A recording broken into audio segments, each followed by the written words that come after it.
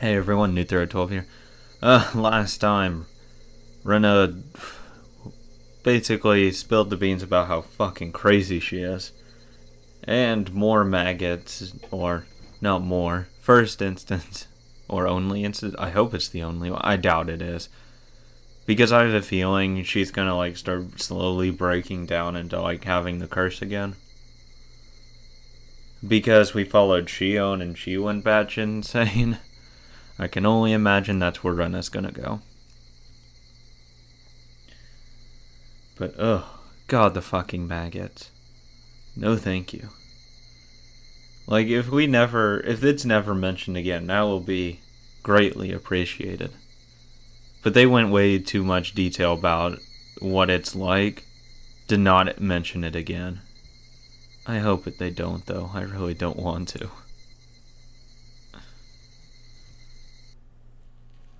About a homing ability in homesickness. Okay. If you interrupt homing ability in a broad sense, you can say that most animals have a homing ability. It's the same with humans. We like to sleep, rest, and eat at a place where we feel comfortable, and namely our homes. Your home to you is what nests are to animals. Therefore, we can say that humans have a homing ability as well. I would say that's not necessarily true because we can easily go to sleep and set up a home instantaneously, given the right set of circumstances. Usually to build up a nest for an animal they have to take a while to. First of all, why do animals need nests? Protection. The answer is the same for humans. Sleeping, resting, and eating are the essential actions for survival. At the same time, those actions leave one defenseless as well. That's why we need to have a safe area where you can be defenseless. True. I guess. But I'm never really defenseless. I'm always on edge. Especially after this fucking series. It's made me so fucking paranoid. Ugh. Every little noise, I just get hyper aware now. I'm like a fucking dog being trained. Everybody knows that not having this safe area gives you a high stress level. No, this fucking series has given me a high stress level. When you move an animal to a new environment, it gives the animal a great amount of stress. When you force a person to live in a foreign land where the person isn't comfortable to live, it gives the person a great amount of stress as well. Everybody also knows that the stress is called homesickness. The Japanese don't know much about homesickness yet. That's because we defined it as a mental weakness, and we neglected to treat it for a long period of time. However, homesickness has very long history. In Europe's Middle Ages, the people believed that it wasn't a mental but a physical disease. People also believed that among all the peoples, the Swiss got the disease the most. Yeah, fuck the Swiss. What the hell? Why? That's probably because the Swiss were known as an ethnic group that worked away from home in that era in Europe. Okay, thank you for answering. They lived far away from their homes. There were no telephone at the time, so they couldn't even hear their families' voices for a long time. It's easy to imagine that the young Swiss workers got homesick while working in a strange land. The Swiss who got homesick wanted to go home, but they couldn't because of their jobs. The conflict made them weak physically and mentally. Some of them went crazy and tried to escape from the reality by committing suicide or running away. Okay. I thought homesickness was just a bit of sadness, not full out, I'm gonna jump out of this fucking building. The Swiss at the time believed the superstition, and many folk remedies and occult-like treatments to prevent homesickness went around. Since going home was the only treatment, they must have called it a fatal disease. But this isn't really a disease. Specifically, homesickness is a sign of the human homing ability. Your brain desires to go back to your safe area, namely your home. At first, your brain makes you remember the happy memories of your home, and it urges you to go home in a natural way. But then, when reason stops you from achieving your desire, your brain starts sending unnatural signals to your body. Oh god. As a result, your body gets weak, and that makes it more difficult for you to live in a strange land. In the end, you have to bend reason in order to achieve your desire to go home. So the homing ability brings homesickness. If your homing ability is strong, it brings you stronger homesickness. The strength of the homing ability varies from individual to individual and develops on the environment the individuals live in. When your home is safe and the environment you live in is dangerous, your homing ability gets stronger. Oh, okay, then there's a very safe environment where I grew up, I guess, so maybe that's why. When the environment you live in is safer than your homing ability gets weaker. Safety isn't the only element that affects the level. Culture is also involved. Each and every region has a different culture, and some of them set a high value on families to gather at turns of events. So the region you came from affects the level of your homing ability as well. Considering those parameters, the mountain hermits of Onigafuchi are considered to have had an extremely strong homing ability. Oh, this is probably in Takano's scrapbook, I assume. The mountain hermits of Onigafuchi forbade the villagers from leaving the village. It's considered that the savage principle of the fittest that I described earlier and the pollution of consciousness are deeply involved. The people today still strongly believe that Oyashiro-sama puts his curse on you if you break the rule and abandon the village. The superstition can be interpreted as homesickness. I swear to God, if this curse is all about just homesickness, I'll be so fucking pissed off that Miyo had to die so many times at this point because someone was homesick. Jesus Christ. If the homing ability is directly proportional to homesickness, the term curse is an indicator of the level of homesickness and the strength of the homing ability at the same time. I assume that they hated the lower world and created a close society because of their strong homing ability. Unfortunately, there's no way to measure the strength of the homing ability that the people of primitive Onigafuchi had. That's because it was strongly forbidden to leave the village, so nobody left the village long enough to get homesick. However, things changed after Meiji era. The sacredness of Onigafuchi dwindled because of the modernization. Many young people started longing for city life, and some people were forced to leave the village to get a job. As a result, villagers started venturing outside the village borders. That was when the mountain hermits at Onigafuchi realized how strong their homing ability was for the first time. The residents of Hinamizawa got extremely homesick. After a while, people started to call the homesickness the curse of Oyashiro-sama. It became rumored that a person who left the village to get a job was cursed in a strange land, and that he went crazy and died, and people who had left the village started coming back to the village or the nearby town. Their homesickness and homing ability were very strong because of their culture. It's reasonable to think that they were cultivated by the unique worship of Hinamizawa, namely the worship of Oyashiro-sama. From the moment they were born, they were taught the rules of Oyashiro-sama. They must have felt guilty about leaving the village unconsciously.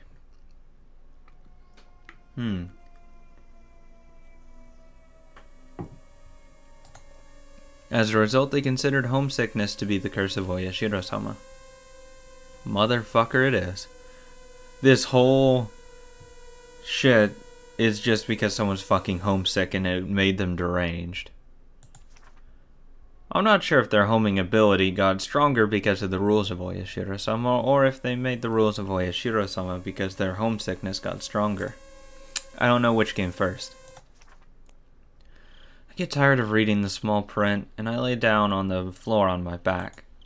The true identity of the curse of Oyashiro-sama is homesickness? Miyo believed my story, and she let me read these scrapbooks. That's why I expected to find something interesting. But what it's saying is that the answer to all of this is homesickness, which many doctors told me so many times at counseling. I'm a little upset. The word homesickness can't explain the extraordinary experience I had. I saw Oyashiro-sama come down to me with a bright light in the bathroom. Remember when they said they bend reality? to go back home. God damn it, I can't believe I'm agreeing with the weird-ass fetish chick about the curse. But I had to agree with them. You're homesick. That's all it was. I saw the dusky red nasty maggots come out of my blood vessel. There you go. I was so fucking surprised they mentioned it again. This scrapbook doesn't explain any of that. I don't understand how Miyo was going to explain the cloud of maggots. Or maybe she didn't have any explanation of that to begin with. Was it just a delusion? I flipped through the other scrapbook Miyo let me borrow. I looked for the explanation of maggots I saw. Then I find it. It has the exact title I was looking for. About maggots, the curse of... Oh, God. In the Meiji era, a group of villagers were on their way back to Hinamizawa, and they started talking about a rumor about a weird disease. They said that maggots started coming out from the wounds of a person who left Hinamizawa, and that the maggots ate the person's body from the inside. Ugh. The Shinto priest of the Furude shrine at the time explained that the weird disease was a sign of the curse of Oyashiro-sama. According to the word of mouth, the Shinto priest showed the villagers of an old picture scroll, and he told them that the story of the maggots had been passed down through the ages. This is what the scroll said. The land of demons, where the demons came from, is interpreted as the land of death. And the demons in the land of death had to live their lives while the maggots ate them. That is really fucked up. The villagers who are of demons' blood had nothing to worry as long as they lived in Hinamizawa under the protection of Oyashiro-sama. But once they left Hinamizawa in the protection, the maggots that had been sleeping in the blood of the demons would start to awake, and they'd eat their bodies from the inside. See, I don't think Miyo would have this kind of reaction if she left the village, because she's normal. So hey Miyo, let's catch a train to Tokyo, and live there for a while. Get out of here. Fuck this place. This disease of the maggots scared the villagers for a while, and the people asked the shrine to provide them with protective talismans whenever they had to leave the village on business.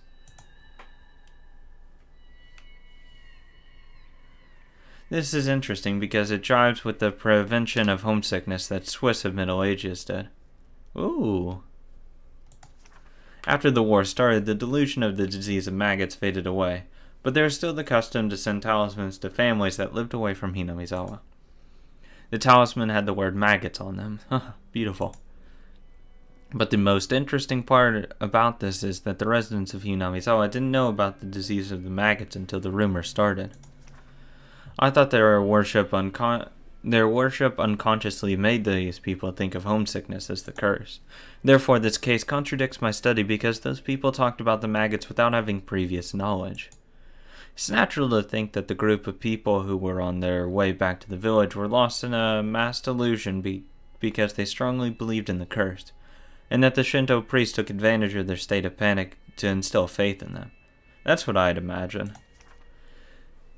But I'm not fully convinced that the mass delusion coincidentally matched with the story in the old picture scroll.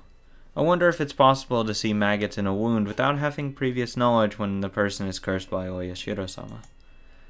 I wish Oyashiro-sama would put his curse on someone I could study. I'd love to see maggots coming out from someone. You would fucking Takano. You're a special kind of person. One weird-ass individual, that's right. I feel as if Miyo is here and asking me the question. I remember. When she gave me the scrapbook, she said that I might be the only one who would understand it. I feel good just for a moment, because I found out that maggots weren't a delusion. But at the same time, it cuts off my excuse that it was a delusion. The maggots weren't a delusion. They were there. No, they weren't. No. No. All of a sudden, my wrist, elbows, inner thigh, and neck start itching. Oh, good God. Oh, yeah, that's right. She cut open her, arm. To bleed out or, to drain her blood and all that. Or was that her wrist? I don't remember. Wait. No, it was her wrist that she cut. To check. And then that's when she started, bleeding out her arm. But I don't remember her elbows.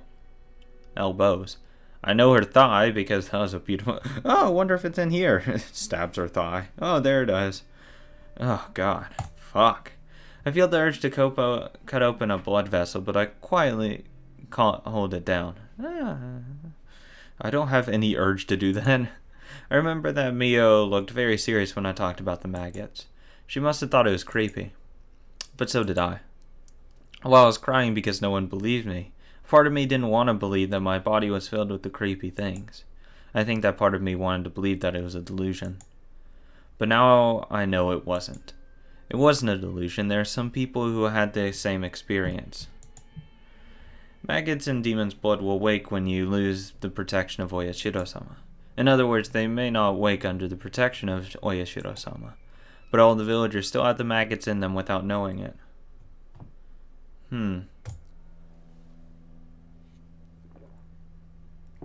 People of demons' blood are people who have the creepy maggots in their bodies. I try not to jump to conclusions, and I flip the pages again. I unconsciously look for something related to maggots. About parasites and host control. Hello? The disease of the maggots made me think about something. Is it possible to say that the extremely strong homesickness of Hinamizawa was an infectious disease caused by some kind of parasite? The fuck no? I doubt it. I'm not trying to connect the maggots they saw with parasites. I'm trying to think about the possibility that their culture, worship, might be associated with an infectious disease. Most of infectious diseases are caused by parasites. A parasite needs a host. It wants to live within the host body for as long as it can. The best way to do that is to coexist with the host without the host knowing it. But some parasites try to control their host and use them for prosperity. For example, parasites that use intermediate hosts have an ability to control the host, in order to allow a superior host to eat the intermediate host. Yeah, I've heard of that one. Like, it infects like a caterpillar and then gets like... No, it infects an ant. It infects something. And then it gets eaten by a larger animal. Thus, it goes into the larger animal where it can reproduce inside of the larger animal. And thus spread. Don't remember which kind. But I remember that's what it usually did. A typical example is the dicrocoelium. God fucking Latin. Ugh. It's the reason I'm not taking this fucking biology class. Dendriticarum. I don't fucking do Latin, whatever. It uses snails or ants as its intermediate host, and it controls the host to move to the top of vegetation that's easier for a superior host to eat it. There you go. Right as what I was saying. That example. Because that's the only one that every single person talks about, like, parasites controlling other people. One parasite that controls big animals is called Toxoplasma gondii. Or gondii? Yeah. Fuck. Whatever. It uses mites as its intermediate host, and its superior hosts are cats. This parasite makes a mouse lose the repellent action towards cats in order to increase the chance of getting eaten by cats, so the parasite can live within cats. There are parasites that choose hosts randomly. The rabies virus is commonly known for that. It lives and breeds in the brain of a host, and it moves to the host's saliva through the salivary gland. It makes the host extremely aggressive in order to make it bite things randomly so that it can move to other hosts passing through the saliva from the wounds. Are you going to say this is kind of a rabies? Many parasites have a similar ability to control their host to their benefit.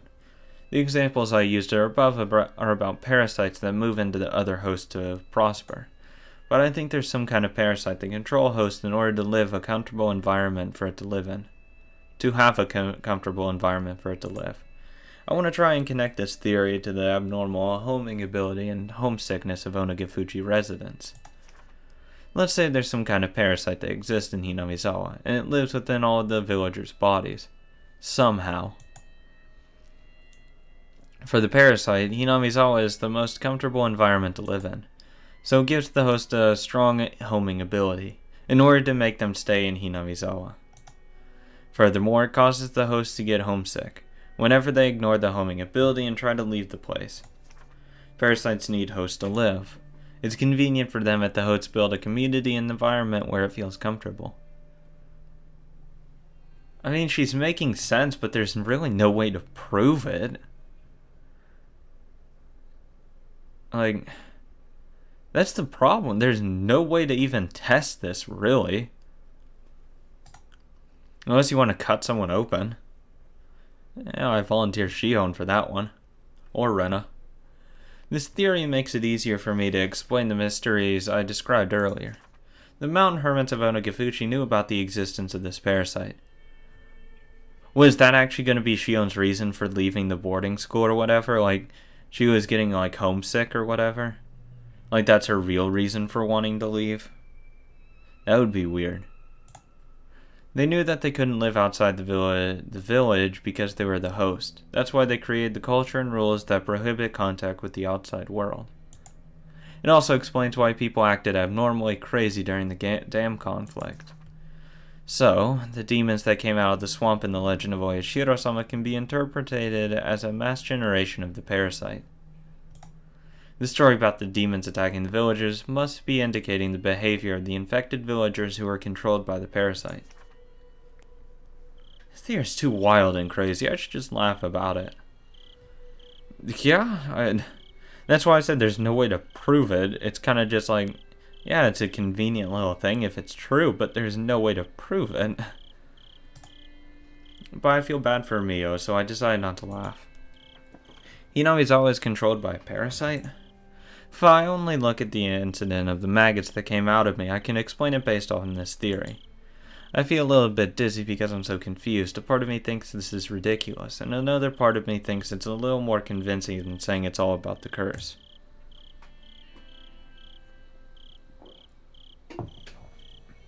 But I think Miyo was erased because she wrote these scrapbooks. If so, the contents of these scrapbooks must be something that they can't ignore.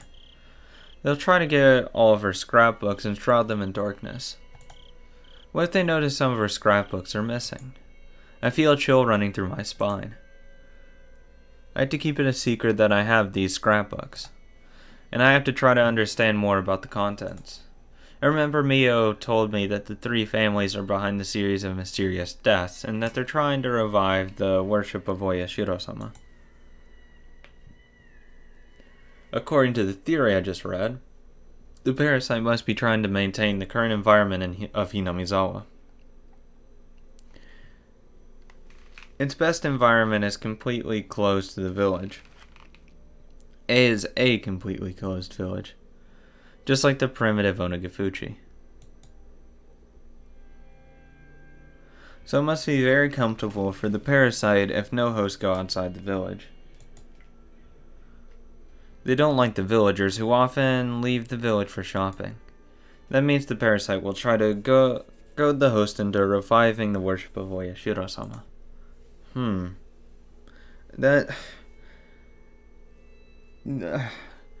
See, the problem I'm gonna have is that sounds so fucking outlandish that it's probably true. But I don't think it is, because I don't think you'd like spoon feed it to me right now and say, here you go, here's the real reason. I mean, there's a lot of problems with that idea though, because people go crazy inside the village. So why would they go crazy in the village if they are in the village if it's only caused by homesickness and like a changing landscape? If nothing really happened, there would be no reason for, people to go crazy if they, didn't leave. Like, there'd be no reason to kill some of these people. There'd be no point to, kill Satoshi or his aunt if he wasn't involved in it.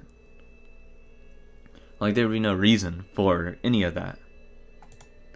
I remember there was an article in the scrapbook saying that the demon's blood runs thickest in the three families.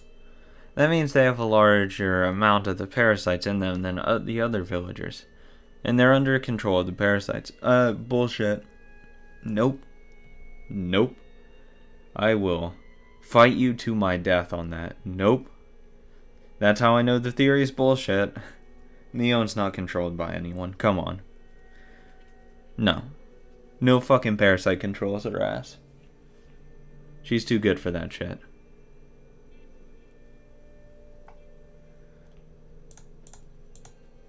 The three families seem to be planning to bring the village back to the Onigafuchi era. Reviving the Watsunagishi festival after the dam conflict can be interpreted as their desire to revive the worship that started to fade away in the Meiji era. The three families, especially the Sonozaki family, have a big influence over the region and the public organizations.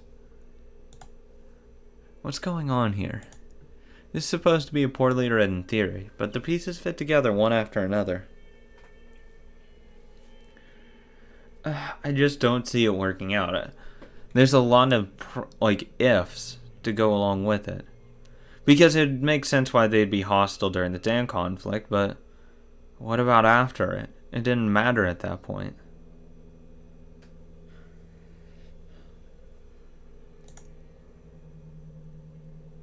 I've never played a jigsaw puzzle as crazy as this.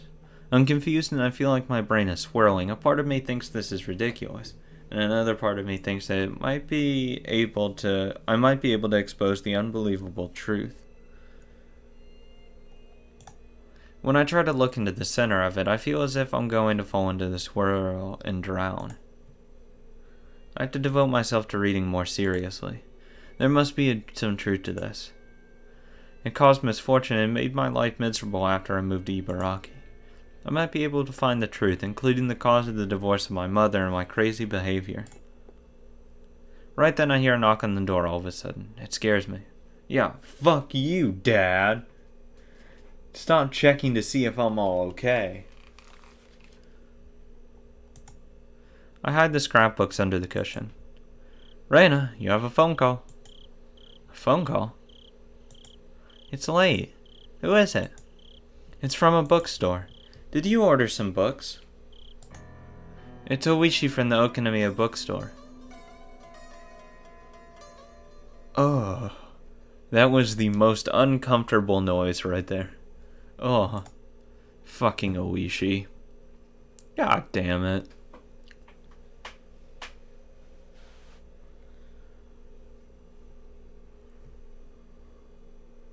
Just the biggest problem I have with the whole parasite thing is it just doesn't explain everything. It really doesn't.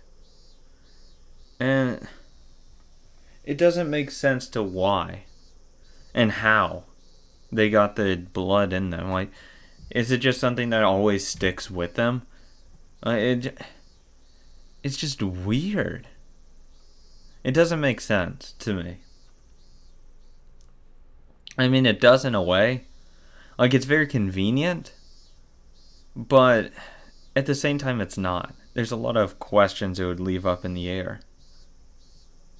I open the windows, but all I get from there is the heat and the cry of the cicadas. It's so hot. Yeah, it's so hot. It's break time between classes, but we can't really get any rest. Miyo and I lean on the desk, exhausted by the heat. The little kids are tough. It seems like the heat isn't bothering them at all. God, we should go outside. Fuck this class. They're running around the classroom. Do the schools in the cities have air conditioning in the classrooms? No, they don't. They put air conditioning only in the teacher's office. Wow, that's better than nothing. If I were the student of the school, I'd attack the teachers and take over the teacher's office. You'd be the first person to do that. I don't even have the energy to laugh. Mion and I stop talking and we use our notebooks as a fan. I look at the empty seat. It's Rena's. God, this is so much better though. God, this feels so much better. Fuck crazy ass Rena. No. She can go fucking jump off a building. This is so much better. Rena didn't come to school today. She called the school and told Chie she couldn't come because she was sick. Thanks, Oyashi. Rena seems to be feeling down these days. Yeah, she probably got tired from the summer heat. Do you really think it's the summer heat? Yeah, why? I think it's the incident. Maybe. It's probably that in the summer heat. Yeah, that's true. I can't even imagine how shocking it was for her to commit a murder, dismember the bodies, and get caught by her friends. We took each other's hands to that place, and we united. All of us believed that we closed the case there, and that was we regained peace. But is it as easy for Rena as it was for us? I think Rena hasn't been able to recover from the shock yet. Uncle Miyo thought she'd get over it if she played along with us. But I guess her pain was deeper than I thought. What should we do to cheer her up? The best way is to leave her alone, I think. That's true. I mean, if she's not even coming to class, yeah. Let her work it out on her own. Mion's right in this case, as always.